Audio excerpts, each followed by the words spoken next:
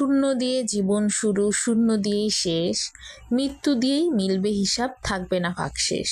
ফিরবো সবাই সময় হলে, আজ কিংবা কাল, শরীরটা নয় কর্মগুলো বাঁচবে হাজার সাল। হ্যালো বন্ধুগণ, সবাই কেমন আছেন? আজকে একটা নতুন রেসিপি নিয়ে আসলাম, আর রেসিপিটা দেখলেই বুঝতে পারবেন। প্রথমে আমি চিনিগুলোকে সুগার সিরাপ বানিয়ে নিলাম, তারপর একটি ফ্রাই প্যানে দিয়ে দিলাম সামান্য ঘি, তাতে এলাচ কিশমিশগুলো ভালো করে ভেজে নেব। বেশি বেশি ঘি চিনিদের রান্না করলে মজা তো এমনি হবে, রান্না ভালো হলে ঘি চিনির গুণ, আর রান্না খারাপ হলে রাঁধুনির দোষ, তাই না? এমনটি কখনোই ভাবা যাবে না, কারণ একজনের হাতের রান্না আরেকজনের হাতের রান্নার সাথে কখনো মিলে না।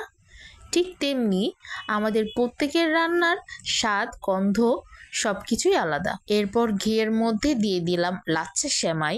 সেমাইগুলো সুন্দর করে লাল লাল করে ভেজে নিতে হবে। ভাজা হয়ে গেলে এর মধ্যে আমি কনডেন্স মিল্ক দিয়ে দেব। কনডেন্স মিল্কটা দিলে আঠালো আঠালো এবং এর স্বাদটাও দ্বিগুণ হয়ে যাবে। এরপর অ্যাড করা শেষে আমি কতগুলো বাটির শেপ করে নিয়েছি আর প্লেটে কিছু সেমাই ছড়িয়ে নিলাম। এরপর ভিতরের ক্রিম তৈরি করার জন্য আধা লিটার দুধ জাল করে নিয়েছি। এরপর দুধের মধ্যে আমি অ্যাড করে দেব কর্নফ্লাওয়ার আর কাস্টার্ড পাউডার। 1 চামচ করে পানিতে গুলিয়ে এর মধ্যে অ্যাড করে দিলে কিছুক্ষণ নাড়াচাড়া করলেই দেখবেন আঠালো ঘন হয়ে আসছে। এই ঘন মিশ্রণটি ঠান্ডা হতে দেওয়া যাবে না, অবশ্যই হালকা গরম থাকতে থাকতেই আমি এটিকে সেমাইটাকে প্লেটে আগে ছড়িয়ে নিয়েছি। তারপর ক্রিমের মিশ্রণটি দিয়ে সুন্দরভাবে আমি চারপাশে ছড়িয়ে নিয়েছি এবং বাটির শেপগুলো তাতেও আমি সেমাই খানিকটা দিয়ে দিলাম।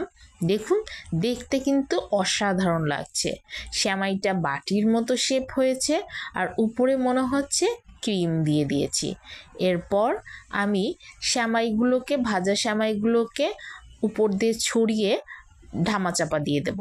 এই ধামাচাপা দেওয়ার পরে সুগার সিরাপটা বানিয়ে রেখেছি, ওটি দিয়ে দিলাম। সুগার সিরাপটা দিলে সেমাইটা অনেকটা নরম হবে, সফট হবে এবং খেতে একদম ক্রিমি কেকের মতো লাগবে। এরপর ডেকোরেশনের জন্য যত প্রকারের বাদাম কুচি আছে আপনারা অ্যাড করতে পারেন। শুকনো খোলায় বাদামগুলোকে ভেজে কুচি কুচি করে নিলেই হবে। আমি এখানে কিশমিশ, পেস্তা আর কাজু বাদাম কিছু অ্যাড করে দিলাম। দেখুন, লুকটা কিন্তু অসাধারণ হয়েছে। তারপর যে বাটির সেমাই ছিল তার উপরেও কিছু বাদাম কুচি ছড়িয়ে সুন্দরভাবে পরিবেশন করতে হবে। এতটা মজা হয়, খেতে খেতে হুশই থাকবে না। সাজানো দেখেই তো আমি লোভ সামলাতে পারছিলাম না, সাথে সাথে চলে গেলাম আমি প্লেটে। তারই কয়েক পিস কেটে নিলাম, আর এখান থেকে আমি 2-3 পিস তো এমনিই খেয়ে ফেলেছি। নিচে যেরকম ঘিয়ের ঘ্রাণ, সাথে ক্রিমি একটি টেক্সচার, এত মজা লাগছিল যে বলার বাহিরে। অবশ্যই সবাইকে বাসায় ট্রাই করার অনুরোধ রইল। ধন্যবাদ।